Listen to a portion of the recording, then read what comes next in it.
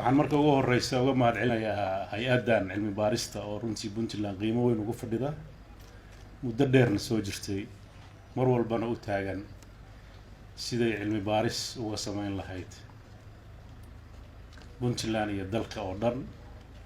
waxa dadka Soomaaliyeed danta u ah dabcan dan aan la fogurin oo aan la jihayn inta badan waxaa ka soo baxa cawaaqib xumo marka ummad meel degan oo ummadan noloshan casriga ah ku nool waxay u baahan tahay ummadaas waxa loogu adeegaya ama meesha loo jihaynayo inay mar walba ay cilmi iyo aqoon iyo cilmi baaris ay ku dhisnaato hay-addan waa hay-ad si madax bannaan u shaqeysa laakiin asad Puntland ah si dhowna dowladda ula shaqeysa inay ka kaabto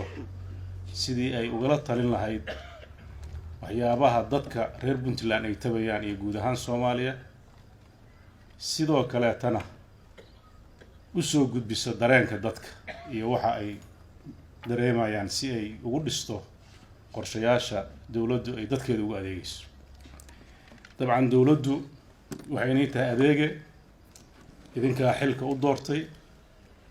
waxaana ugu doorteen mandate cad oo ah waxa u qabanaysaan oo ku saleysan dastuurka Puntland iyo ka Soomaaliya oo ay qayb ka ahayd Puntland diyaaradiisa inta diyaarsan iyo inta qabyada ah oo ay Puntland mar walba ay u taagan tahay in ay qabyatirkaas ay qayb ka noqoto hadii la yiraahdo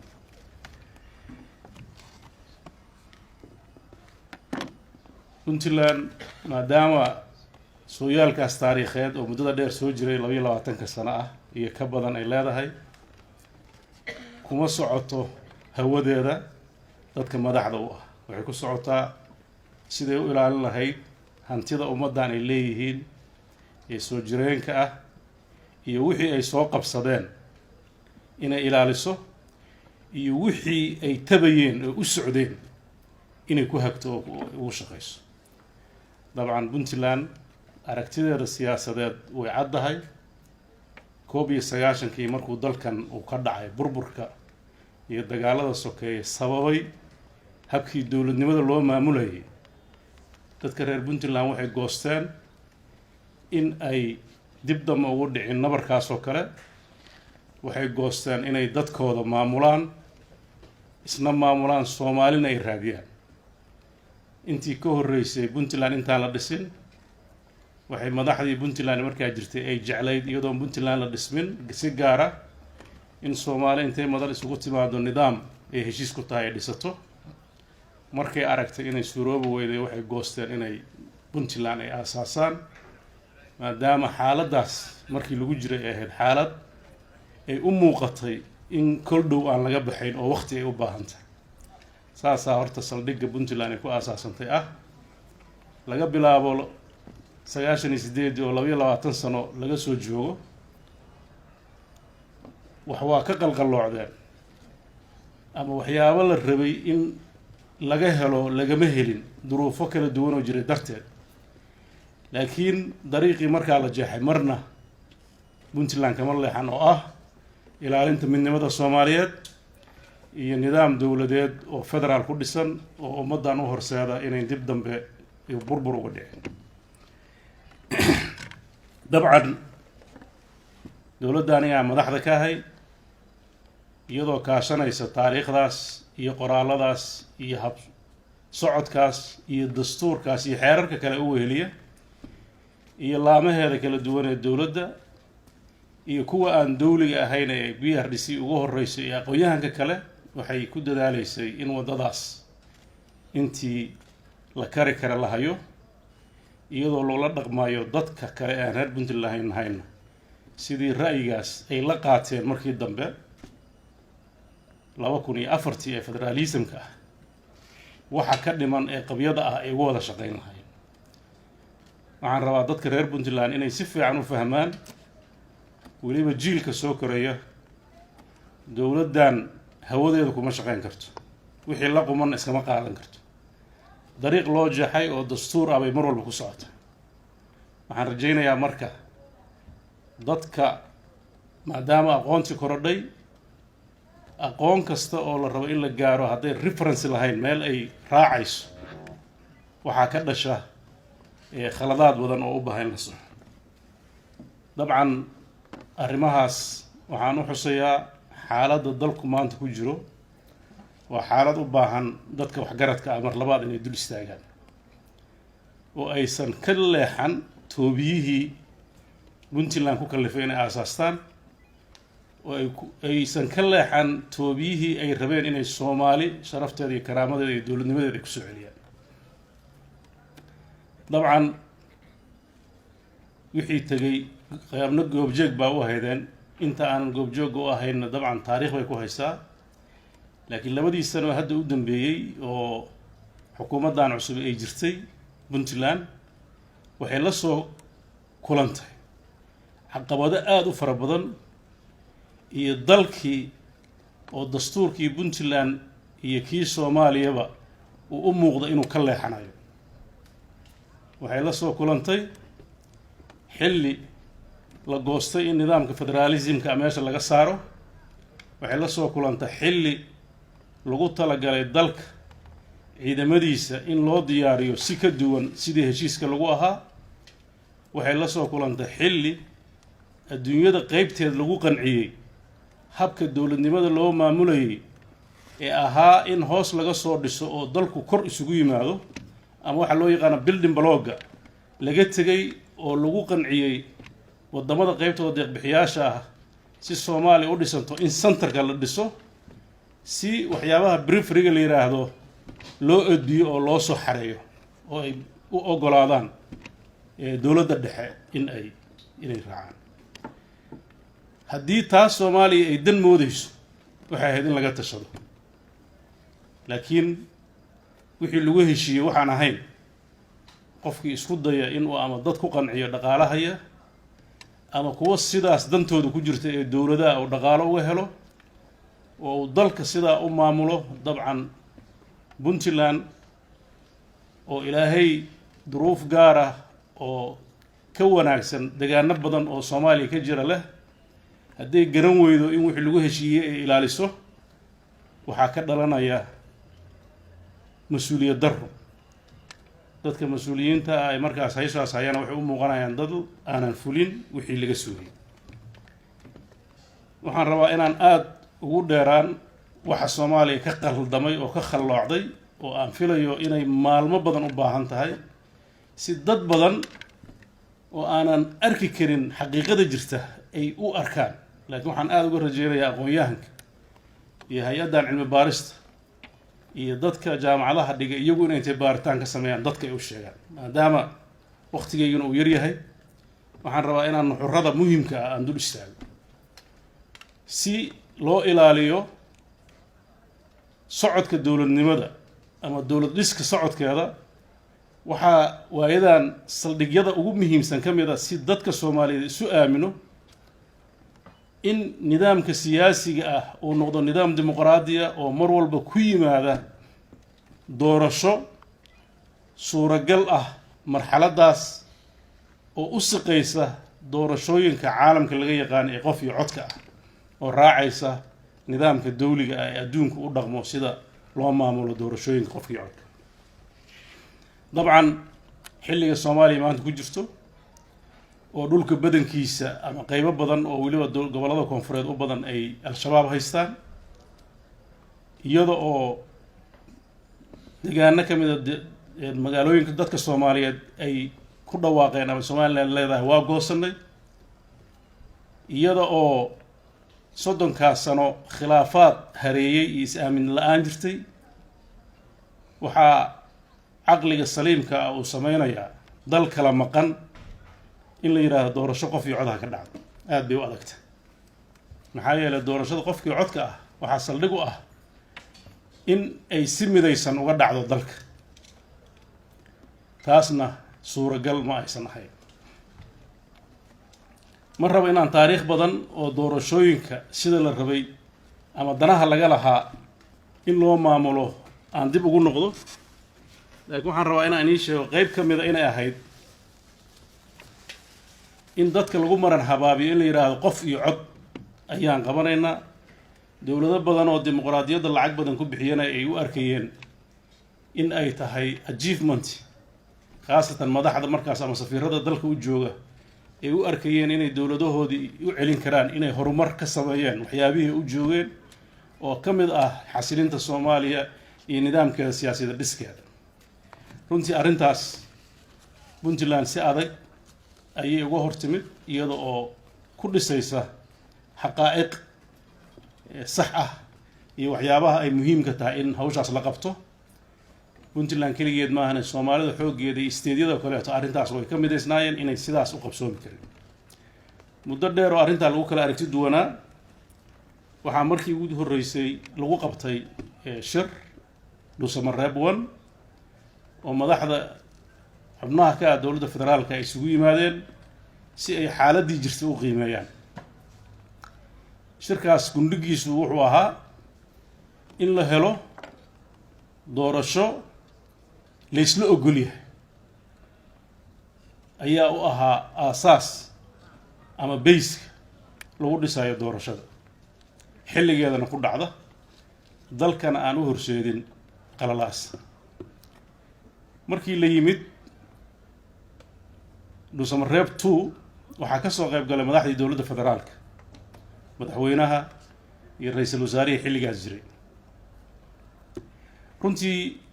waxaa annaga nagu jirtay yadadiilo, waxaan gelinay waqti aad u fara badan khaasatan Puntland inay arrimahaasi ay si sax u qabsoomaan. meelaha khilaafka aadka uga jiray waxaa ka mid ahaa Jubbaland. caawa maadaama ay xarun cilmi baaris tahay, waxaan rabaa waxyaabo badan oo xaqaa'iq oo qarsoonaan jira inaan ka warramo. ay dhici karta dadka qaybtiis inay ka warqabin, dadka qaybtiis inay dhibsadaan. dowladdan federaalka ah ee hadda xilligeedii dhammaaday 2018 shirkii Baydhabo ay ku galeen, waxa ay go'aansadeen in waan ka xumahay 2 dokumentina waa laga saxiixay madaxdii markaa joogtay. mid uu yahay nidaamka doorashada dalka, midna uu yahay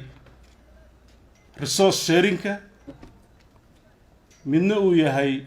barnaamij socday oo la yiraahdo security architecture, habka ciidanka Soomaaliya loo dhisay.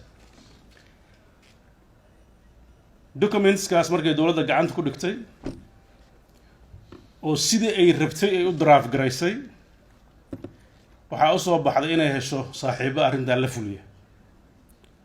waxaa isla markiiba la go'aamiyey in isbeddelkii soo dhowaa koonfur galbeed isbeddel laga sameeyo. saaxiibkay lafta gareen ayaa hadda madax ka ah, laakiin waxay ahayd isbeddel dhiig ku daatay. waxaa ku xigay xaaf oo galmudug ahaa. waxaa aad la isugu dayay waddadaa waddo la mid ah. waxaa baalashii laga rifay guddoomiyihiisii iyo ku-xigeenkiisii. waxaa muddo socday khilaaf aad u adag. iyadoo intaa taagan tahay baan anigu kursiga looga taliyay Puntland lay doortay 26 January oo ahaa xafladii caleemasaarka. waxaan goostay maadaama aan ku soo biiray masraxii siyaasadda, aan u jeeday cakirnaanta jirta, inaan la imaado weji ay suuragal tahay Soomaalidu in ay marlabaad dib u hadasho oo wixii ka khaldamay ay saxdo oo ay waddo saxiixa marto. waxaan halka isugu yeernay dhammaan mas-uuliyiintii dalka, madaxweynihii, madaxweynayaashii stateka markaa jiray, madaxweynayaashii hore ee dalka soo maray, prime ministeradii dalka soo maray, xildhibaano, wasiiro iyo cid walba oo aan isdhihi karna Soomaaliya waxtar bay ka tahay. annagoo curdin ah oo diyaar garow fiican lahayn ayaan dhabarka u ridinay in shirka baaxadda leh baarlamaanka labadiisa aqal madaxdooda halka aan isugu yeerno. runtii fursaddaas waxaan uga faa'iideynay inaan gogol u dhigno oo aan isku dayno inaan waxyaabihii jirnay xal uga raadino. dadkii meeshaas joogay qaybtood maanta Puntland bay ku sugan tahay oo waxaa ka mid ah madaxweynayaashii hore Cabdiraxmaan Faroolaan ka xasuustaa dadka intiisa kale inay maqan yihiin baa dhici karta inta kalena way maqlaysaa goobjooga ka ahayd runtii fursad qaali ah oo madaxdii markaas weliba fartu ku godnayd ee Jubbaland iyo Galmudug ahaa ee si garnaqsi leh madaxweynaha ugu soo bandhigeen waxa khaldamay iyo waxa la doonay in la saxo nasiib wanaag dadkii kulankaas fadhiyay ayaa gaarkood u markhaanti kici doona madaxweynihii wadadii laga rabay inuu furo wada hadal nabadeed iyo inuu tanaasulaad sameeyo waxa uu qaatay wado taa ka duwan oo aan xal keenin markii la ismari waayay waxaan codsannay inaan lagu kala tegin laakiin ballan lagu kala tago oo bisha saddexaad ee sanadkaas shir kale la isugu yimaado magaalada Garowe si waxyaabaha madmadowga ee jira loo dhameystiro nasiib wanaag shirkaasi bisha saddexaad ma qabsoomin aragtidii ahayd in wada hadal loo sameeyo la sameeyo darteed wuxuu ku soo idlaaday bishii shanaad in halka uu ka qabsoomo isagoo ku dhamaaday fashil taariikhdaas waxaan u raacayaa in la fahmo waxa maanta meesha yaallo shirkii dhuusamareeb haddaan ku soo noqdo labo khilaafkaas oo baaxadiisu ay kordhay aan ka sheekeynayo hore waxaa lagu guulaystay in uu ka baxo madaxweyne xaaf xilkii ay timaado doorasho iyadana dhiig ku daatay waxaa la isku dayay Jubbaland in isbeddel weliba xogtu sida ay sheegayso wax ma qarsoonee la rabay ciidamo aan Soomaali ahayn ka qayb qaadanayaan in lagu bedelo mowqifka Puntland aad buu caddaa markii ay fashilantay arrintaas waxaa la isku dayay Jubbaland in la kala jaro oo gobolka Gada laga jaro oo ciidamadii aan dib ugu soo noqon doono qaranka loo adeegsado inay iyagu noqdaan kuwa fulinaya ajandahaas kala qaybinta stateka Jubbaland shirkii dhuusamareeb 2 wuxuu ahaa kulankii ugu horreeyay oo marka laga tago May 2019 madaxweyne Axmed Madoobe iyo madaxweyne Farmaajo ku dhex mara halka iyo anigaba si live ah wuxuu ahaa kulankii ugu horreeyay oo aan isku aragno Jubbaland dhuusamareeb waxaan yeelnay si gaar ah aniga iyo madaxweyne Axmed Madoobe iyo madaxweyne Maxamed Cabdullaahi Farmaajo oo mararka qaarkood marka wax qaybta Soomaalida loo fiirinayo si gaar ah duruufaha jira ay noo hareereynayeen waxaan ka codsaday madaxweyne Axmed in uu ka tanaasulo kana hadal wax walba oo tirsanayo hore uu furo safxad cusub uu qaato nabad iyo heshiis uu madaxweynaha iyo marxaladan maadaama Soomaalidu ay daashay oo ay doorasho filayso inaan doorashada ka doorbidno inaan wixii tagay aan ka xisaabtano runtii waan uga mahad celinayaa wuu aqbalay isagoo culays badan iyo duruufo badan oo aniga aanan markaas garan karin oo isaga haysta uu dareemayo haddana wuxuu doorbiday inuu taa ka qaato madaxweynaha waxaan u caddaynay inaan si niyad sami ah oo dhab ah inaan ugala shaqeynayno dalka marxaladda uu ku jiro in laga saaro oo doorasho la geliyo oo aan gacan ku siinayno shaqadaas weliba si hoose si reernimona xataa waa ku darnay diyaar baan u nahay inaan kugu darno nasiib darro kulankii aan la soo xireeyey niyad simidaas baan ku nimid dad badan oo Soomaalina waa dhageysteen khudbadii ka dhacday dhuusamareeb oo aan ka hadlay waxay ahayd khudbad muujinaysa inaan ka tanaasulnay wixii hore tagay diyaar u nahay inay Soomaali israacdo u talaasulno madaxweynaha hore u socono meeshii aan ka sugaynay madaxweynaha in uu go'aanka nala qaato wuxuu ku galgashay khudbadiisii shirkii oo dhan wuxuu mugdi geliyay heshiiskii wuxuu markii dambe ku soo gabagabeeyay waxa uu la noqon doonaa baarlamaanka isaga oo dadka u muujinaya inuu qoslayo laakiin ay ka muuqato cara fara badan ra-iisul wasaarihii oo aan u malaynayo kolle 3 sano iyo barkay wada socdeen heshiiskaas dhab buu mooday dhinacaas ayuu nala qaatay intii dambe waxaa ka muuqanaysa inuu diyaar u ahaa dib ha loo raaco khudbadiisina waxaa ka muuqatay khudbad tasaaluxi ah oo u arko in marxalad cusub la galo natiijadii noqodkiisa iyo baarlamaanka waxay noqotay in 7 daqiiqo ra-iisul wasaarihii xilka loo qaado si sharci darro ah dikraato ay soo baxdo lagu magacaabayo prime minister ku-xigeenkii inuu ahaanayo kusime uusan awood iyo xaq u lahayn oo dastuurka ku-meel gaarka ay Soomaaliya ka hor imaanayso dabcan Puntland way ka hadashay laakiin dadku hadalka maalintaas waa dhageystaan laakiin wixii ka dambeeyay dib uma raacaan sida normiska ah dowladaha ay u dhaqmaan diblomaasiyiinta qaybtooda ay garanayaan reaction xoog leh ka muujiyeen internationalku arrintaasay u dhacday laakiin waxaa jira wax de facto la yiraahdo haddii laga gudbo dowladuhu shalay kama hadlaan maanta iyo berri ka hadlaan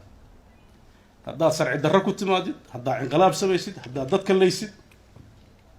ugu dambayn adigu aad wax kaa dabaqeeliya weydid adduunka adigu kula macaamilaya أنا واحد جرا ودي دتك سياسة بس فعلوا يقال مركا دولدوه إلا معاملة الماملكا كحد جود بكاسمية دولدوه شقدوا معها بوليس ضل كان إلى لنا دتك الرئيس إلى عليها شرعي ودت كيس ودتك الصومالية ومدح ديسة والشعب كيسة وأرانا إياه مايا وخلطنتا وحنا كل شيء نما هدي مستي aamuskaas baa lagula dhaqmaya waxaa loo farsiranayaa aamusku inuu yahay inaad raalli ka tahay arrintaas markay ka dhalatay oo annagu si public aan uga hadalnay oo runtii aanan raalli ka ahayn inay saa wax u dhacaan haddana xukuumadda iyo dowladda markaa jirtay ee isku mid noo ahaayeen marka la dhaho habka macaamilka Puntland oo aan kala saarin waqtigeeda ayadana laga xisaabtami doonaa laakiin haddana sharci darradaas iyo ficilkaas raalli kama aan noqon annaga maxaa yeelay waxa aan ilaalinayno oo aan rabno inaan dowladnimada ku dhisno waa shuruuc iyo nidaam iyo kala dambeyn haddii la waayona waxa ku xigo indhaheena hor jooga waxay noqonaysaa meeshii loo maray 19 in loo mari doono dadkana diyaar u ah mar labaad in uu galo struggle aan wax ku kalifay aysan jirin kii horeeto tabaabasho la'aan iyo aqoon darro iyo waxa ma dhici karaan ayaa sabab u noqotay laakiin maanta qarniga 22aad iyo khibraddaas la yeeshay suuragal kama ahayn inay mar labaad ka dhacdo shirkaas markuu sidaa ku soo dhamaaday waxa mar labaad uu isugu yeeray shirka waxa lagu ballamay 15 in la isugu soo noqdo bishii ku xigtay maadaama ay wax dhaceen waxaan annaga codsanay in wixii dhacay wax laga yiraahdo markay u liidato xukuumaddii meesha ka baxday oo mas'uul ka ahayd fulinta qorshaha heshiiska in la keeno waxaan noo soo baxday inaan diyaar loo ahayn sababta xukuumadda loo ridana ay ahayd in waxyaabahaas laga hadlo oo si jajuub ah dalka doorasho iyaga u qorshaysan ay geliyaan kii saddexaad ma aanan tegin waxaan codsanay damaanaad sax ah oo cid walba og tahay in lala yimaado internationalku markay ku guul daraysteen inay taa keenaan waxaan annagana ka gaabsanay inaan shir aanan garanayn wuxuu ku dhammaanayo oo aan ognahay wixii hadda ka horreeyay siduu ku dhammaaday inaanan diyaar hadda u ahayn muddadaa kadib markay taasi dhacday wuxuu codsaday waxaan rabaa dadka reer Puntland inaan si fiican ugu sheego marar badanaa waxaa maqashaan Puntland waxay diiday in garow la yimaado wuxuu codsaday Axmed Madow halka jooga inuu halka yimaado dowladdan waxay aad u isticmaashaa dadka Soomaaliyeed meesha ay ka liitaan oo qabiilka ah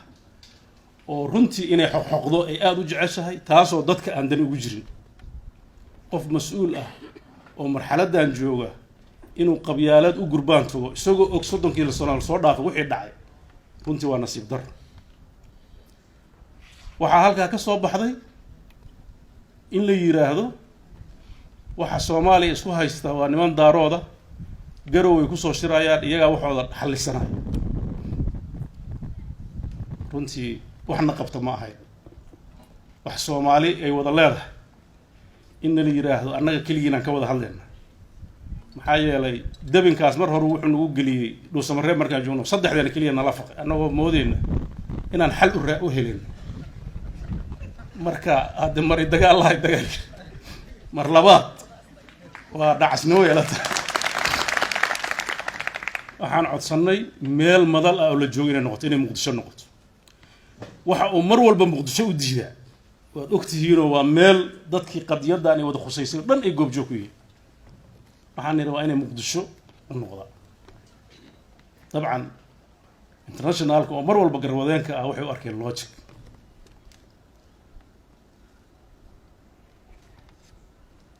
waxaan tagnay kowdii iyo meelaha inay baan filay September 2020 baan xamar ka degnay iyadoo magaalada xamar iyo dadka deegaanka jooga ay qarka u saaranta inay qarxado iyagoo fahmay dawladda tan inay doorasho rabin ay rabto inay ku darsato oo si xoog iyo jadwab ay ku joogto magaalada oo dhan oo cabursan oo mid la hadlay oo jirin ay qarka u saaran tahay inuu dagaal sokeey ka dhaco baan ka degnay ilaahay mahadiis dad wanaagsan oo Soomaaliyeed oo niyad wanaagsan oo arka haday khaladka ka hor yimaadaan natiijada ka dhalan karta inay xarbi tahay xuruubta markay dhacdana dadka Soomaaliyeed inay yihiin dad nugul oo ay qabyaalad isu bedeli karto iyagoo ka raba ay baaqsadaan waxay u noqotay faraj imaanshaheeni waxaana daliil u ahaa sida wanaagsan ee dadku noo soo dhaweeyeen markaan u tagnay wuxuu yiri waxaan rabaa labadiina maadaama igu diideen garowe saddexdeena kaliya shireen nimankii kale oo saaxiibadeen ahayna wuxuu yiri ha imaanina xamar maxaa banaankeeda jira anu inta hal ka tagin waa la hadlay waxaan qorqor baan la hadlay waaraan la hadlay waara alle marka xamar ku sugnaa lafta gareen baan la hadlay waxaan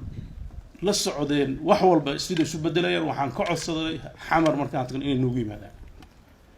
waxay yiraahdeen annagu iskama imaan karna hadduu madaxweynaha imaado yiraahdo waa imaanayna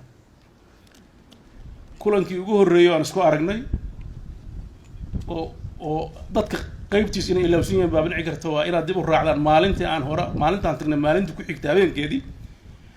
annagoo diidan ayuu wuxuu iclaamiyay Twitterkiisa la soo dhigay inuu shir jiro official ah shirkaas ma tagin maxaa yeelay heshiisku ma ahayn annagu waxaan nidhi shir gaar ah ama waxa unilateral ka yiraahdo umaan imaan halka waxaan u nimid sida mar walba lagu celcelinay heshiis wada jir ah oo dawladda federaalka iyo dawladaha xubnaha kamida ka ah ay u simeeyeen markii aan aragnay inuusan soo socon waxaan la furnay consultation hay'adihii dawliga ah mujtamacii dawliga meesha joogay iyo siyaasiyiintii kale ee xamar ku sugnay dhaqdhaqaaqaas siyaasadeed waan kula kulanay musharaxiintii xilka u taagneed ay kamid ahaayeen madaxweynayaashii hore ee dalka oo markaas xasan sheekh uu kaliya uu ku joogay dhaqdhaqaaqaas waxaan la kulanay baarlamaanka aqalkiisa sare waxaan la kulanay madaxda baarlamaanka aqalkiisa hoose waxaan la kulanay safaaradaha jooga waxay soo dedejisay taas pressure ah in loo yeero madaxdii kale dabcan wuxuu aqbalay in madaxdii kale ay timaado waxaan rabaa inaan hadalkeena hadal gadaal baa uga noqonaya waa tanaasulaa buu yiri inuusan talaasulin baan rabaa inaan sheego oo uu marka hore aado wada xiran oo ay suuragal ahayn in darbiga madaxa la dhaco oo ku khasbanaado inuu dib u soo noqdo ninkii ka shaqeeya waxaan shaqeynay aakhirka waxa weeye isagu baa dib u soo noqonaya waxa ay noqotay in la isu yimaado. waxaan rabaa maanta maadaama xalkii Soomaaliyeed uu cakiran yahay inaan public u sheego waxyaabo qarsoodi ah ama hadallo dhexdeena maraya haddaan anigu been sheegayna waxaan rabaa inuu isagoo declare gareeyo dhawa beentiis. waa kulannay waxaan u sheegay inay xaaladdu adag tahay sida uu ku wado isagoo ka xun inaan engage gareyno dadkii mucaaradka ahay magaalada jooga iyo dadkii kaleeto. wuxuu yidhi maxaa ka doonteen dadkaas anaa marti ay ahaydeen caasimadii magaala madaxdii Soomaaliya haddaan nimid oo safaaradihii dalka ay joogaan oo dadkii Soomaaliyeed ee qabaa'ilkii Soomaaliyeed ay ku dhan yihiin weliba hal isxaantay oo hawiye xaruntiisii xuduntiisii ah waxaan leedahay arkinina oo kala xaajoonina xalka Soomaaliya in dadka Soomaaliyeed aan kala irdhoobin maxay taas suuragal ma wuxuu igu jawaabay dadka halkaas ka jooga waa dad iska qeylqeylaya ciidan ayaan haysanaa wax naga qaadi kara wax ma jiro. anu hadda waxa hadalka iga keenay ciidan gadaal baan ka ogaaday waxaan mooday wiilashii aan aqaanayo madaxtooyada joogi jiro hadda u badnaa reeraha kan deegaanka iyo dad noocaas war ciidanku soo ciidankaan aqaanin maaha beelbeesha ahaayo see wax u jira maya waa mas-uuliyad baa naga saarno dowladda gacan biraan ku qabanayna meelaha qaybtoodna isagoo uga hadlayo 10 qof oo wax diidan waad aragteen baan u maleynaa meediya aan runtii waxay la noqotay wax mucjiso ah oo aan sax ahayn. mar labaad waxaynu ugu kaliftay inaan nuur walaalow dadkan khatar ha gelin ani axmedow waxaan ir ma doorasho rabta hadda wuxuu dhaaway khiyaamay ma doorasho rabta annaga ku dooranayna walaalow balgal haddaad bahasha ugu bugtid annaga ku dhisayna dalkan ka daa meesha ku wadi khatar buu ku socdaa.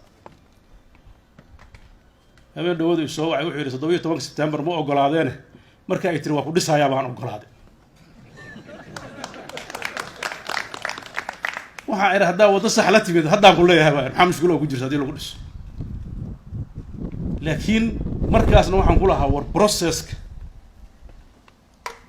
iyo doorashadaada iyo campaignkaaga laba ka kala dhig. processka waa lagu wadaagaa dad baa kursigan damac kaga jira oo xaq u leh inuu noqdo doorasho loo siman yahay process ama campaignkaaga iyo xodashadaada iyo waxa isku xirxiraysa de waa shaqadaada iyo hadda ha qaban kuma dhahay damacuna waa shay qof kastoo bini aadan ku jira hadduu arko inuu munaasib u yahay marxaladaas. madaxda kale markaan aragnay waxaan ku niyadda ugu dejinay inay annaga naga warsugaan inaan la nimaano wax qancin kara. heshiiskaas aan keennay oo sida runtii hagar la'aanta ah iyo wada tashiga ah looga qayb qaatay madaxdii dowladaha federaalka ee joogtay xilligaas oo ra'iisul wasaare ku-xigeenka ra'iisul wasaarihii waa uu diiday inuu magacaabo ilaa heshiis la gaaro ilaa baarlamaanka aqalka sare markaan tegay cabdi qaybdiid iyo mawsuud ay qabsadeen iyagoo dhahay daarood baatay ninkii nooga keen kursiga ilaa xoolo kala qarsan maayo waa uu diiday inuu magacaabo ilaa ay heshiis ay la gashaan aan anigu rabo. heshiiskii baa si allaale iyo siduu waxaan ku niri war doorasho qof iyo cod lagama gaaro doorasho dadbanna dee waa la yaqaanaa wadadeeda waxa uu ku dhigay in wax laga bedelo maxaa rabtaa inaan ka bedeshaan marka wuxuu yiri waxaan ka rabaa ugu yaraan in 2 meelood laga dhigo isagoo ula jeedo in gado doorasho lagu qabto waan axmedow ku haleyn karin Kismaayo waxaan hayaha loo yeelo waxa kale oo waxay ahayd cosmetic aan badnayn tira markii hore ay dhaheen 300 weeye iyo midii taa ka horeysay oo 260 oo 51 ahayd baa la yiri 100 iyo hal laga dhigo. inta kale doorashadu waa doorashadii 2006 iyo harnaankii lagu galay 16 inta markii si la isugu raaco waxaan kala shaawirnay madaxdii iyagana doonaysay doorashada oo qodob aad ugu deganaayeen ah in xisbiyo lagu galo ayaan waxaan niri hadda xisbiyo idinkuna aadaan xisbiyo doorashada dadban isma galayso xisbiyadu waxay imaan doontaa markii doorasho toos ah la aado idinkuna ka tanaasula negotiationkaas inta badan anigaa gelay dhinacyada u kala dulqaaday heshiis dowladihii xubnaha ka ahaa iyo dadkii dowladnimada rajada ka qabay xukunka iyo cid walba iyo internationalkii aan la wadaagayn oo la isla qaatay buu ahaa khudbadiisii baarlamaanka wuxuu yidhi Siciid baa qorqortay iyadana waa nasiib darro kale bahashii hal bil aan u fadhinay xamar si loo sharciyeeyo madaxweynaha iyo cabdi xaashi isma salaami jirin ismana arki jirin mana ogolayn inay labada aqal isu yimaadaan waxaan ka codsaday inaan shaqadaas qabto waxaan ugu tagay cabdi xaashi gurigiisa isaga iyo labadiisa ku xigeen waxaan ka codsaday wax kastoo jiro hore inay liqaan maanta Soomaali u hiiliyaan heshiiskan ay wax ka ansixiyaan labada aqal oo isdiidanaana ay is ogolaadaan mursal baan la hadlay waa isla qaatay bacda shidda wa tacab waxaa halkaa ka soo baxday niyad samaan dadka Soomaaliyeed oo dhan iyo calool furnaan kulamada gaarka aan yeelanay isagoo dareemaya inaan anigu dhisi doono wuxuu ila wadaagay xogo uu u arko dalkan inay sahlan tahay inuu marlabaad ku soo noqdo oo uu haysto ciidan iyo lacag iyo xogag wadaniina oo meel walba u jooga oo ay ku jirto Puntland waxaan ku eray xirfad iyo xeeladaada hadda adeegsanaysa waa hawl adigu ku taal laakiin processkaas uu naga khaldamay hadda intaad processkaas martid xeeladaada iyo xoogaaga ana xoog kulama talinaaye aad wax ku qaadaysa ani ilama ahaan inaan Soomaali xoog u qaadaysa garashadeeda laakiin wixii xeelad ah anigu hadda kuguma haysto waa ku furanta mar allaale markaan shirkii ka tagnay oo gudiyadii la magacaabay ayaa horta xaaladii la sheegay soo baxay gudiyadii la magacaabaa waxa ka soo baxay qaylo waxa kale oo ka soo baxay gado ayaantii markaan tagnay 2 maalmood ka bacday ciidan kale hor loo diro waxa ka soo baxday niyad xumo ah heshiisku inuu ahaa wax la iska madmadoobeeyay maxaa yeelay hadduu heshiiska dareerayo Siciid baa iska qorqortay ma dheheen heshiisku warqad la iska saxiixay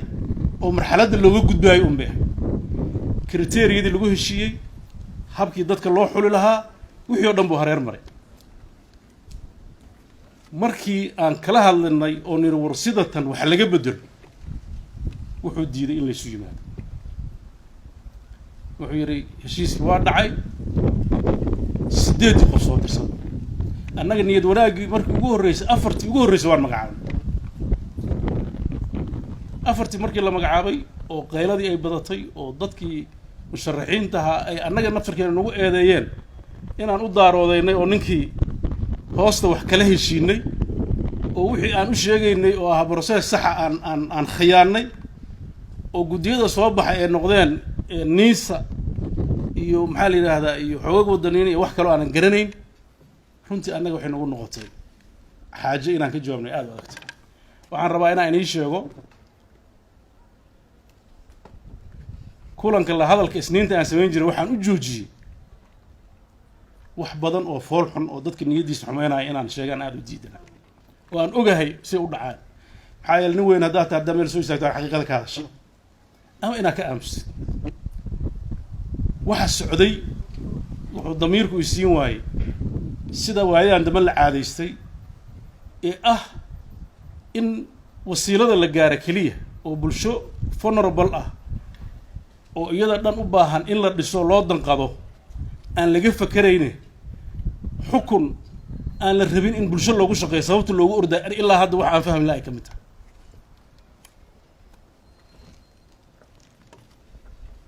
propaganda iyo qaab shaqo oo la aaminsan yahay inay suuragal tahay ragga mas'uuliyiinta xamar ka mid aan weydiiyo waxaan eri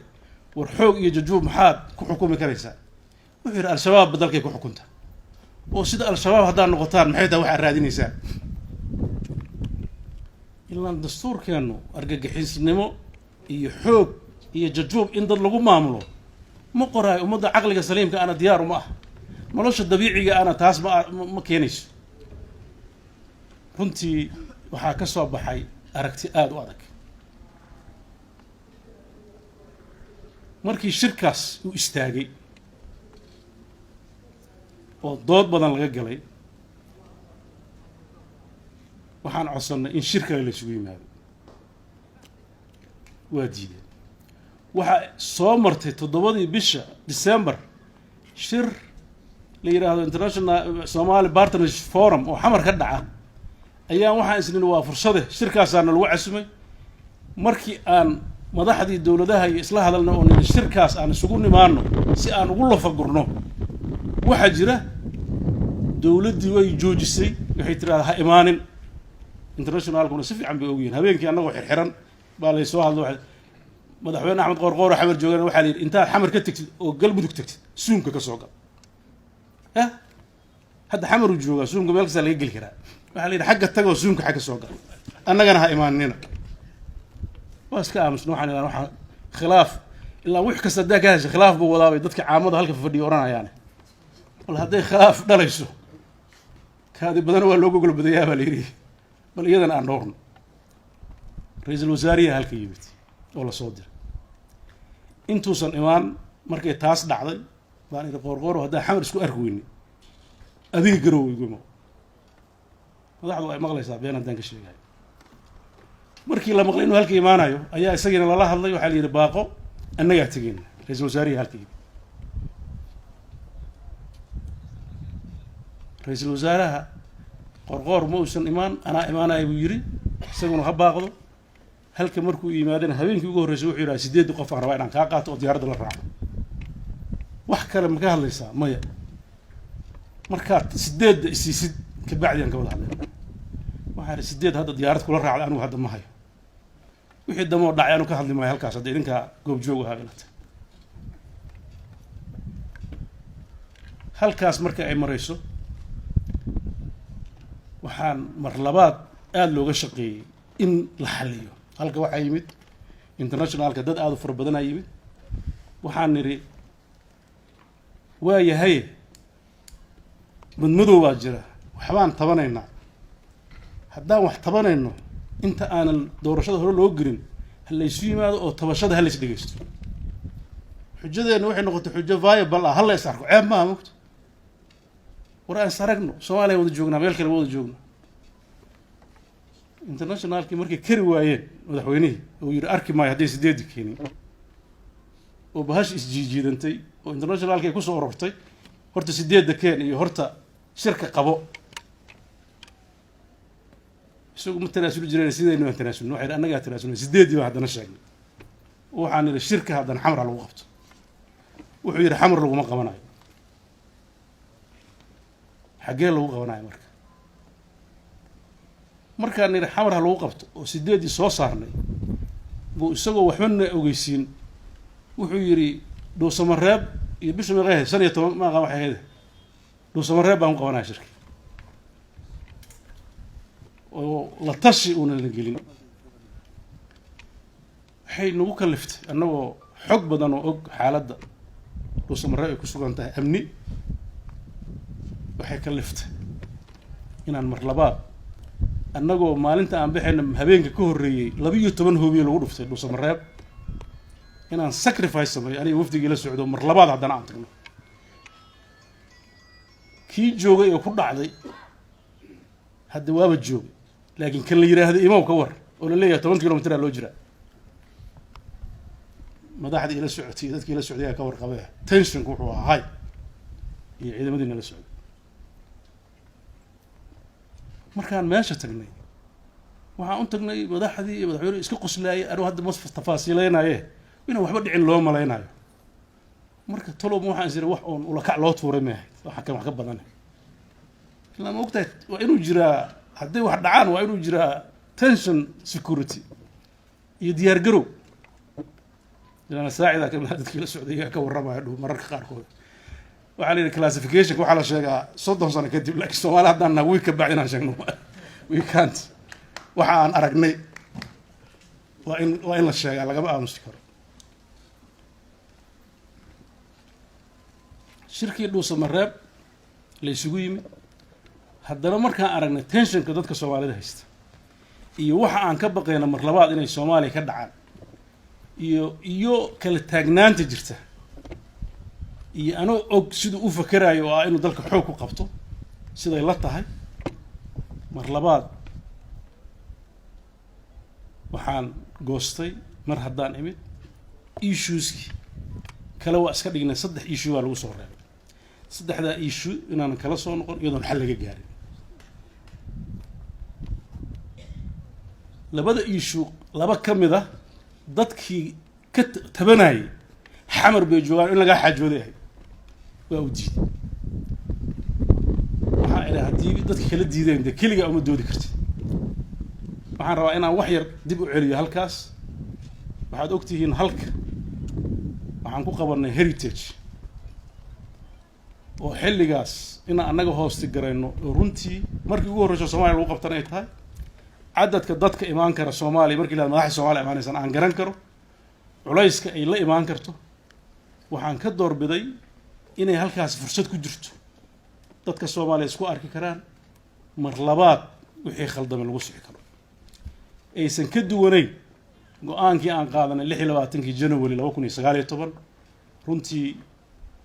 waxaan dawlad ahaan mishinada awoodda dawladda leedahay dhan u jihaynay in shirkaas uu qabsoomo muddo yar waliba iyagoo nagu wargeliyay sidii la rabay inuu qabsoomo. waxaan uga mahad celinayaa bulshada reer Puntland iyo dawladdoodaba inay si sharaf iyo karaamo leh ay shirkaas u qabteen. waxaa halka yimid dhammaan madaxdii Soomaaliyeed marka laga tago madaxweynaha iyo ra'iisul wasaaraha iyo dhowr qof oo cudurdaar ku maqnaa labada state kamid ah waxay noqotay fursad lagu wada. waxaan qirayaa maanta madaxda halka timidna ay qiraysaa nimanka madaxweynayaasha hore ahaa iyo ra'iisul wasaarihii hore iyo musharaxiintu in ay muujiyeen dabacsanaan iyo inay muujiyeen wax walba oo jira in la xalliyo inay diyaar u yihiin. waxaan halka ka dhacay shirarka caadiga marka laga tago iyo gaargaarka shir ay isugu yimaadeen dadkii dawladda matalayay oo ahaa 3 maamul goboleed prime minister ku-xigeenka iyo labada speaker iyo madaxdii u tartamaysay xilka madaxweynenimada. waxaana weheliyay madaxweyne Cabdiraxmaan Faroole. intaas waxay gar dhigteen inay u baahan yihiin maadaama si doorasho u galaan inay helaan process furan. tala kuma haysano walow aan jeclaan lahayn inaan ka qayb galno laakiin kuma haysano waxaan rabnaa qodobada mugdiga iyo shirkiga naga jira in laga shaafiyo. shirki labaad wuxuu ahaa intii dawladda matalaysa gaar isugu nimid waxaa noo muuqata inay gar tahay doodoodu inaan ka jawaabno. waxaa soo baxday jawaabta annaga aan siino inay kaafi u ahayd iyadoo ay 3 maamul dawladihii xubnaha ka joogaan labada speaker joogto ra'iisul wasaare ku-xigeenkii jooga. waxaa halkaa ka soo baxday inaysan ilaa Maxamed Cabdullaahi Farmaajo la soo qanciyo maahan inay tala kale jirin. waxaan halka ka dirnay speakerka aqalka hoose ra'iisul wasaare ku-xigeenka iyo madaxweyne qoorqoor inay tala ka keenaan. xaggu ugu tegay meeshaan tala ka sugaynay madaxda halka waxay joogeen wax laba way ku dhow inna shirkaas socday inna hawshaas u joogeen. ergada markii la dirana waxay dhaheen inta ergada noo imaanayso waa sugayna culayska ay leedahay la garan karo in annagana noo leedahay iyagana u leedahay in 2 week dad mas'uuliyiin oo protocolka ay leeyihiin u baahan yihiin aad mareynaysaa inay marti noo ahaadaan. sidaan u sugaynay inuu maalinta jimcada ah jimcay ku beegneed baan filaynaa noo yimaada. habeenkaas xaflad baa Puntland lahayd waxaa ay timid fariin ah inuusan imaan karin duruufo jira awood. isaga maana wada hadal laakiin waxaan idhi shaqadii loo diray hadduu soo qabanayo imaanshaha ma aha caawa xafladeeda muhiim maahane berriba ha noo yimaado ama fariin kale oo saxa noo soo diro isla habeenkii markaan shir ka soo baxnay waxaa la qabtay press conference lagu caddaynayo in doorasho la aaday dalkii meeshaan sugaynay jawaab shirka markaan ka soo baxnay waan warkaas maqalnay waxaa la yidhi clipka waa la hayaa laakiin lama sii deynaya ilaa berri maxaa loo hayaa waa yahay maalintii ku xigtay ayaa la sii daayay isla subaxnimadii in dalkii doorasho aaday meeshaan talada sugaynay farsamooyinka doorashada dal ka socda horta saasay u ekahay markay taas dhacday ayaa inaysan soconayn la arkay ayaa shirka dhuusamareeb dhashay laakiin ku talagalku wuxuu ahaa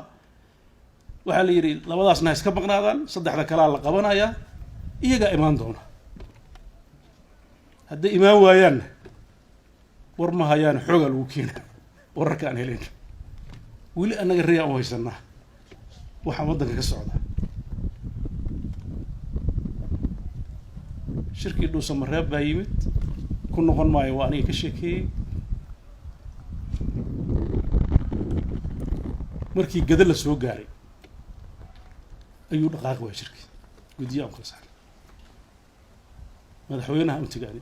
gada maxaa ka rabtaa iisha waan kaala shaqeey markaan maalin iyo ziyaado nerfiska ahay waxaan qabtay garan waayo aan arkay hadda inaan cid kale u maqana aysan jirin ayaan waxaan goostay inaan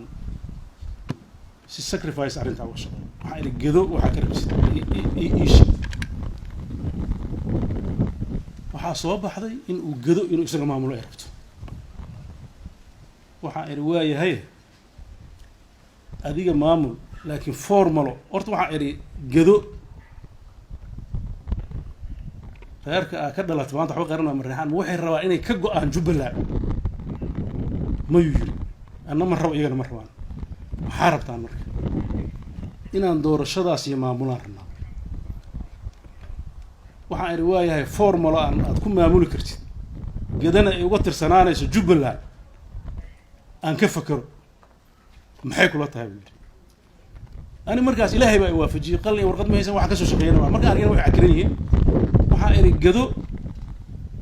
dib u heshiisiin baa markii hore lalahaa horta hala galo oo axmed madooba taagnaa horta dib u heshiisiin maamulka hala soo celi ciidanka hala saaro waa process dheer isagana oo dee I don't know sanad iyo ka badan qaadan kara waxaa idhi haddii dib u heshiisiintu ay saa u adag tahay laba aan u kala saarno garbahaarey inka fikraddaas markaa halka joogana waa la develop gareynaya garbahaarey issue iyo gado issue waxaa idhi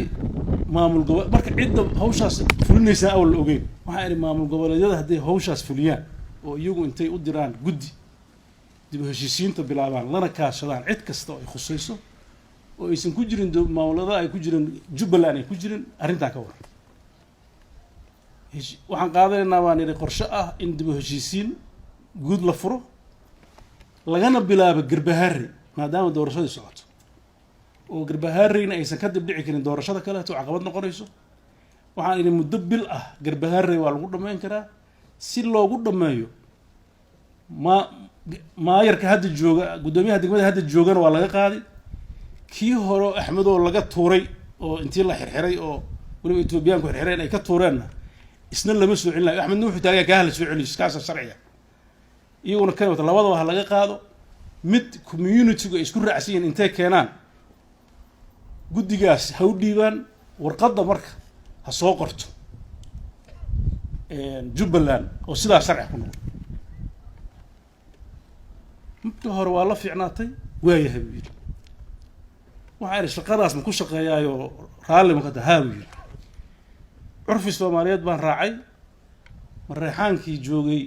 dhuusamareeb madaxweyne ku-xigeenkii wasiirkii arrimaha gudaha iyo wasiirka ganacsiga aan u yeeray horta waxaan u sheegay prime ministerka waxaan u sheegay qoorqoor waxaan ku idhi arrintan waa i mudatay saanaan rabaa inaan u galo xeer kale ilaa dadkii dowladda iyagaa waddanka madax ka ah marka waxaad gudbi kara waxaa idhi farsamo kale aan gelayaaye waxay dheen haddaa wa xalinaysa waxba kama qabno iyagii baan u yeeray qaarkood waa ay eedeeyeen inaan maaragtay axmedow u hiiliyo oo waxaan ku idhi eedda ha noo dambaysa hadda aan xalin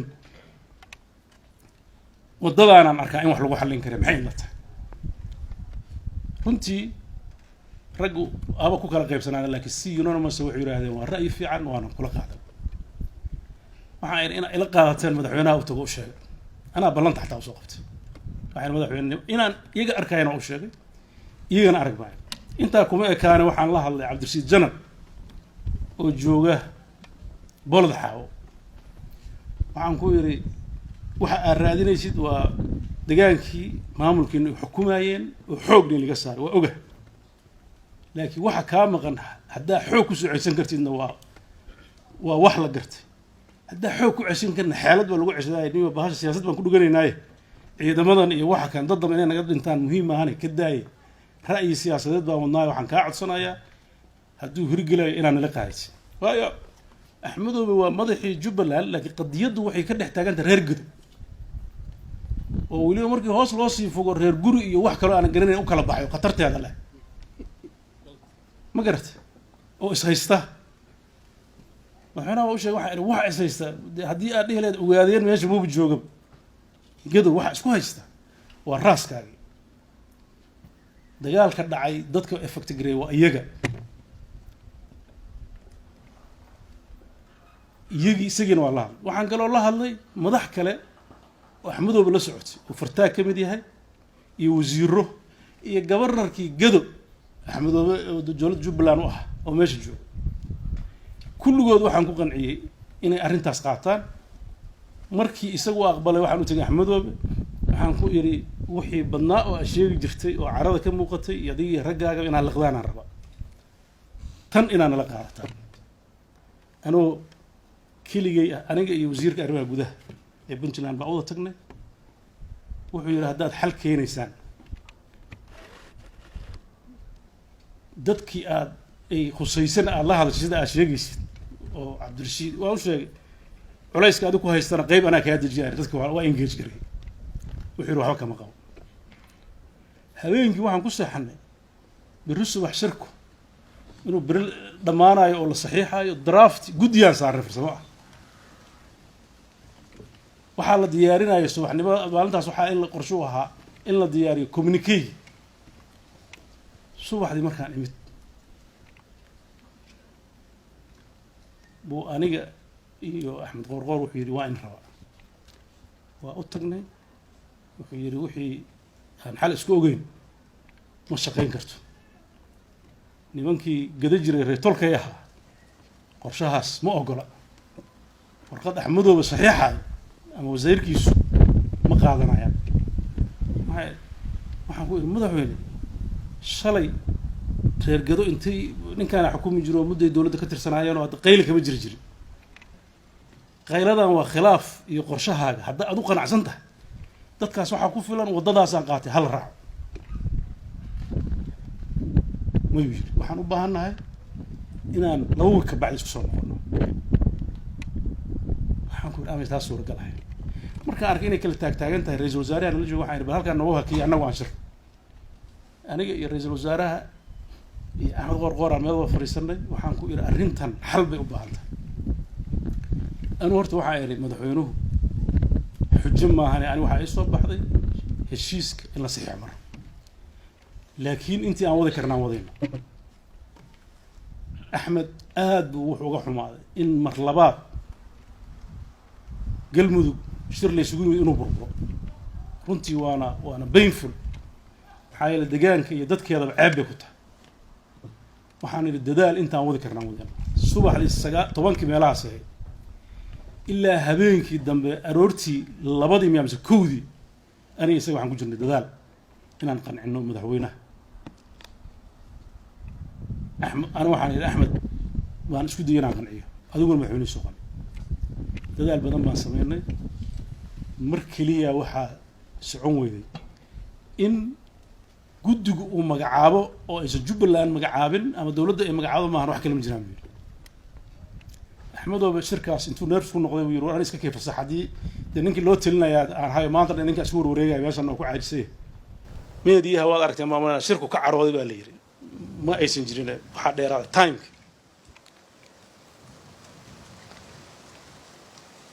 markii uu baxay oo isku daynay madaxweynihii waxaan soo marsiin weynay degmada Garbaharey maayarkeedii inuu farax ka qaado oo nagu adkaato ina aniga maamulo maahan cid kale maamulo shir luqad saas shirkiina qorqor bas ka kala tagnay gurigu igu yimid habeenkii anigu disappointed baba noqday wuxuu yiri niyo waxaan rabaa inaan shirki ila badbaadiyo sida lagu kala tagin maxaan kula qabtaa Axmed Madow ila aad weyn waa israacnay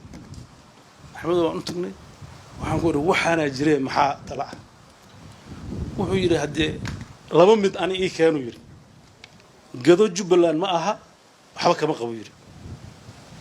ciduu rabo ha magacaabo madaxweynaha warqada soo diro inuu isaga maamulkiisa si muaqada oo maamulay hadday Jubbaland ka tirsan tahay wixii ugu yaraa oo aan aqbali karo waxa weeye gudoomiye degmo oo annagu aan soo select gareynin ya dadkii deegaankana aysan doorashooda sida caadiga ku soo bixin oo sida golayaasha deegaanka loo sameeyo oo cid kala keentay waliba dadka meesha joogo keenaya waa dadkii madaxweyne Cabdullaahi loyalka u ahay gudaha joogay أنا حتى مرة هوس والله الله عن قول ورنك إيمانا أديك كان زائر حتى هذه يقولي أرجعنا ما مش فورمولا ضع الرعن إلا أنك سكر أو مقعاونا مله دولة الدحام مقعاودنا عيب بكوتها يودي نظامك فدراليزم كماش كبح جدي أن درنا الشرع وما هيستئنوا مقعاود حقوم بهنا إن أرنتها سهل جدا هبنكي marka Axmed kan nimid oo aan nimid oo nimankii kalena nagu daaleen waliba madaxweynaha Hirshabeelle iyo gudoomiyaha gobolka Banaadir waxa uu madaxweynaha dulqaadka ay muujiyeen meeshiiba inay shaqeeyna soo baxay maxaa yeelay niman daarooda iyo nin marti loo yahay umba orday gada kaliya wax leeyahay horta dalka la rabo leeyahay hal xalliyo dadka sheegayaan Garbaharey xalin weyn ina ogaataan hal wuxuu yiri waa tagay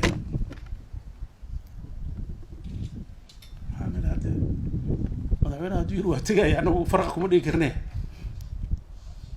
markaas haddana wuxuu damcay sida loo tagay in anaga la qaadno warmatiyood la soo saaro waxaan dhahnaa anaga ma garanayno inaan ku eedeynana ma rabno oo dhaano isigaadi marka waxaad tiraahdaa wada hadala socda shir dama la isugu soo noqonayaa nin ayaantan soo baxo dubba lagu sheegaya habeenka hadla wuxuu ku wareegay waa la sheegay waa aragtay ajaa'ibka adduunka maalin wax waa la arkayaa dubba adiga habeenka dhawaaqay gabdhaha Hargeysa waxay yiraahdaan baa la yiri waxa wax dhigay aadaanka hore isu kaayay markuu dubba dhawaaqaas ballanta noqotaa la yiri saqda dhexe wax uu ku hadlay aan la garaneyn marta dhawaaq la istaagay مساعي كصباح هذين كوا واحد بدن أو أنا هذا أنقرني أوردره مدحوينين وقت أنتي وجوي واحد كويري ورمدحوين سومو أوجي سداد فبراير إني سودو ده أو ديدلاين كي دور شاد سودو يه حدا عاير واحد يري سومها بون أنت كهرس إن at least هالشيء اللي جاره بروسس وصعده warqadii xasan sheekh uu qoray oo kaleeto oo ah in dawladdan ay tahay dawlad aanan waxyaabaha masiiriga oo qoran tahay waa malayna internetka ku aragteen oo muujinaysa inay dawladdan ay doorashada maamulayso qor warqadii xataa koobiyan wata anoo ajendaha noogu jirtay lama sii gaarin waxa gadaan Garbaharey dhaaf weyn warqaddan qor horta warqadii iyo markuu maqlay 8 February oo wuxuu yiraahday أنا واحد إسلام دنيجي شو واحد بكون دليل إنه تجو سديد فبراير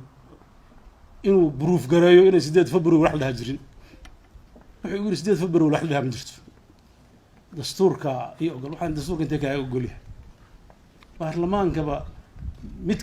متك معها أنت متك لك إيمانا وسيجو ورد ما يلا هدس كمان أنا اسمه جرته كسمة وأوكي لكن ما قادن قرارات مصيرية هذا إن هذه شروع أصحنا يعني عيب ويا دول النماذج عيب وطاي أفنجاد ويا هذا هو صورة قل معها أنت حاسس قرتي مجروي أنت السماء واضح عرضي يضادي أنا أن أركع إن النصيحة أوضح وطوب برلمان كير سعيدة وحاسك خورنج aniga waxaan isleeyahay ninkan marna lagu xijinayo waa daarood la leeyahay marna la leeyahay dee maamul goboleedka u horreeyey oo u weynaa baa tihiine roolkaaga qaata saas odayada iyo dadka waxgaradka iyo simada oo dhan markay la soo hadlaan maaragtay la leeyahay warmaandhow soomaali meelay ku kala tegaysaa ka talin waxaan isiri bal intii karaankaaga adadaan waa tegey 8 markii dhaafay oo maalin iyo laba iska maqanto shaqadii iska socoto ku soo wacay waa wada hadalnay haye 8 maxaa dhacay waxba ma dhicin haye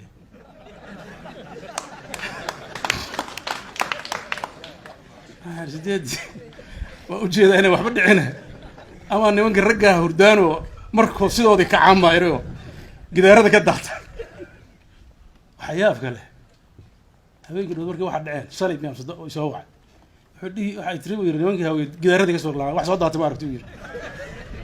waxaa yiri ma arag ciidamadan oo dabaabaadka watana maba ogeynaya horta gorgorkaan la sheegayo anigu waxaan ku maqlay maalin la yiri galmudugaa la keenay oo dagaal ka socday gada in la geeyana waa maqlay goobta saddexaad ay ka dagaalameen waxay noqotay daljirka dahsoon horta inaad saas inaad u kood garaysaan aan rabaa haramcad iyo gorgor meel kale ay ka dagaalamaan male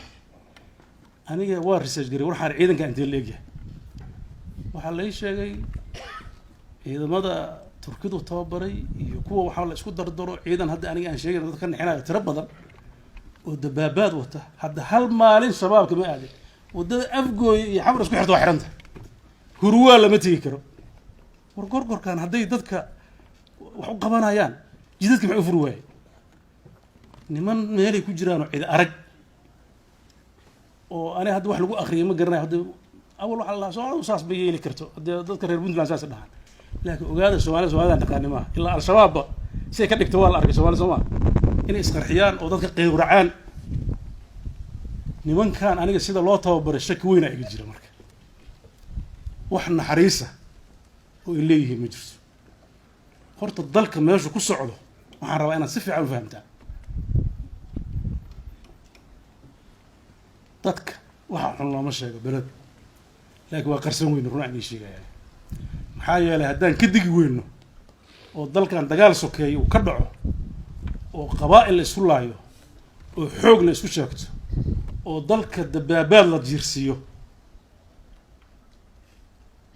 annagaa dambiilayaan noqonayna nimanka internationalki hadda dhahay 17 September hal la ixtiraamo 17 September alamtara soo dhaaftay 19 February ka dambeysay habeenkii markaan doodayna wuxuu dhahay in dhacde oo aniga waxa ka yeersiiyay hadda aan garanayn ilaa maanta runta iska sheegayaay ayaantii horena wuxuu yiri adsabaan ku tukanayna maalintii dhaweydna waxbuu sheegay labada marba waxbaa dhacay ani ay doona cid u shaqeynay laakiin reality-ga marka loo hadlo waxaan ku iri bal daljirka dahsoon ninka wuxuu rabo hadho cid ka yeersiisay ilaa madaxdii intay hadasho haday dhiilay dawlad ma jirto madaxdu waa hadlaysay maalintii ka horreysay meeshay maraayeen waxay lahaayeen mudaharaad biis fulaan rabnaa mid nabadeedaan rabnaa ninkan wuxuu yiri hadaaba samaysay gartay kii maalinimadii dhacay oo ra'iisul wasaarihii 3 sano iyo barka ra'iisul wasaaraha ku ahaa oo calankiisa u lulaaya xabada lagala daalay maxaa ku fasiraysaa wuxuu yiri cidii sharciga ka hor timaad talaaba laga qaaday horta madaxweynaha meesha noo fadhiya literally kullu ari waa iga geesinaya intaan hubo laakiin geesinimadaas tii la rabay miyaa mise mid kale miyaa idinka ka jawaabi doona maxaa yeelay geesigu waa midka xaqana ka hadla xumaantana dadka gacanta ka qabta maaha nin ku dhiirada wax cirib dameedkeeda uusan garanayn runta markaa inii sheego waxaa hadda xamar ka socda waxaan ka baqayaa inuu dagaal sokeeyo oo hor leh iyo qax hor leh dadku waxaan hadalkay kusoo gabagabeynaya ka codsanaya dadka reer Muqdisho iyo madaxdooda inay intii ka fogaan karaan in la geliyo dagaal inay ka fogaadaan godinyaha ima goysin haddaan gobolkay kugu jirin baa la yiriyo madaxweynaha kuwa deegaankiina garab taagan oo falsafadaas la qabo oo inay dalka xoog ku xukumaan raba dadka qabyaalada ha u kala saaranina dad mararka qaarkood caadifadu qaadaysa arkaya dadaalka aan ku bixinay inuu dagaal dhicin oo dadku wuxuu heshiisku yahay ku dhaco oo khatar kasta u wajahnay waad garanaysaa mararka qaarkood meelaha aan tagayno runtii walwalka iyo ragga ila jooga ka sheekeyn kara waxba la qarin maaye magaaladii xamar haddii laga wiswisay oo laga shakiyo oo la yiri cuntadeeda ha cunin oo waa sunbaa ku jirta oo waa lagu dilayaa ummad tarar ku jirta ma al-shabaab aan ka baqnaa mise filla Soomaaliya aan ka baqnaa horta reality-ga aan sheegay maxaa yeelay asaaliibta la adeegsanayay mid al-shabaab sakeeyay wax difference oo dhaxay maalin walba waxaan ku jirnaa trap dadka Soomaaliyeed oo dhanna waxa la geeyay inaysan hadli karin ninka madaxweynihii magacaabo inuu ra'iisul wasaare noqdo oo fursad u siiyay inuu dalka Soomaaliya madax ka noqdo oo Sheekh Shariif ahaa iyo madaxweynihii xilka ku wareejiyay ka horeeyay xurmada u qoori waayay oo marna diyaaradda u diiday inay ku aadaan Kismaayo marna iyagoo beledweyne aadi rabay laga hor istaagay maantana iyagoo hotel jooga lagu xabadeeyay ra'iisul wasaarihii u shaqeyn ayaa dhaxsan waxa dhigi jiray ra'iisul wasaaruhu muxuu u hadli laayay wixii jira u sheegi waay soo waa nin malaha og nimanka waxay yihiin ilaa nin ya waxa dhigi jiray muu wax cadeeyo halku markuu yimid ragga kale waxay leeyihiin muu hadlo warninkaas ka daayay marka waxbaa jireen sababtoo haddana wax ilaahay waxaan xishoonin haddii ilaahay kugu xiriiriyo khatarteeda leedahay runtii waxa Soomaaliya ka socda wax laga aamusi karo maaha waxa ay ku socotaa dalkan meel halis ku jira waxaan ugu baaqayaa shacabka Soomaaliyeed si midaysan iyagoo iskala saarin dictatoriina ka yimaadaan iyagoo si midaysan oo qabiil isku kala saarin inay sharciga ilaaliyaan iyagoo midaysan waxay heshiis ku yihiin oo doorasho inay galaan wax nin leeyahay ciidamada ana iska leh ciidamadaydu yiri hadda tii u dambeysay wallahi ana been ka sheegay wuxuu yiri garow hal yimaado ma imaanaysan la fahna uga baqnay wuxuu yiri dhuusamareeb ama ruuxa yiri dhuusamareeb hadda kan inuu xabada ka dhacay ma ana waxba kama dhacayaan ugu dhahay I don't know iduu og yahay macnaheedu waxay tahay ku wax soo tuurna waa yaqaana literally maanta inaan wax ka qariyo mar rabo waxa meesha soo socdo niman international la yiraahdo oo FMS iyo waxaas FGS iyo SVMA oo ku haya waddamadooda waxay u qoraaciga jirta laakiin ana waxa inii sheegayaa wax aanan ogeyn inaan Puntland ku matali karin anigu aadi ma abraha iyo ciyaalada meelaha la sheegay ninka daarood maxaa laga rabaa war ninkan daarood ana mu umaleynaa inuu daarood harb jiiday ruuxa inii sheegaya aku kalsoomina nin daarood har u jiiday aan soo arag hatta marraan in har u jiiday soo arag marka caadifada intii la iska daayo dardaarankayga ugu dambeeya waliba saaxiibada kale oo Soomaalida waa necab tahay Puntland aan kula dardaarmayo Puntland waxa oran lahaa marna aysan aqbalin nidaam Soomaaliyeed oo aysan raalli ku ahayn oo federaal ah oo wax ka maamulayso oo transparency inay wax ku darsato xaraam bay ka tahay waa in waxa Soomaalinimada la sheegayo waa inay miiskaas dul saaranta Soomaalinimo lagu orkacsanayo hadhowna kuwa ugu qaylada badan ba ugu balanbala badan hadhowna aan la wadi karin dadka masaakiinta ee la siray ee meediyaha iyo dadka loo soo dirdiray iyo lacagaha loo qeybiyay ku siray iyo niman xoog wadaniyiin la dhaho habeenkii habraha u guda dadka waaweyn wax garadka lama hadlaan aruurta iyo habra aan warhayno TV-ga iyo aan fiirsan waxaas oo sheekay dadkiina mas'uuliyiintu halka jooga waxaan ii sheegayaa dadkiina waa nila gacan dhaaf hadda aamus lahaydeen oo nila kaxaysan lahaa oo sida hadda nimanka xamar jooga aan noqon lahaydeen oo kaleeto iyo hadda damiir yeelanayd horta ninkeeni taala wixii dhacay 80-maadkii hadday soo noqdaan waa waxaan anagu isbadnay waxaan u dirayaa fariin ah adkeynta Puntland midnimadeeda iyo dhulkeeda inay tahay arrin lama taabtaan raadinta Soomaali federaal oo mid ahna in loo saciyo ilaa ay ka imaanaysana la sabro haadaan in lagu dhacaano ku talinayo Soomaali aan jecelnahay haadaan lagu dhaco ku talinayo waxa la rabaa ilaa wax cad oo la yaqaan oo wixii qornaal ixtiraama yimaadaan waxaan qabaa xoogga waxaa saartaan puntland iyo jiritaankeeda inaanisa waa salaamantiin wasalaamu calaykum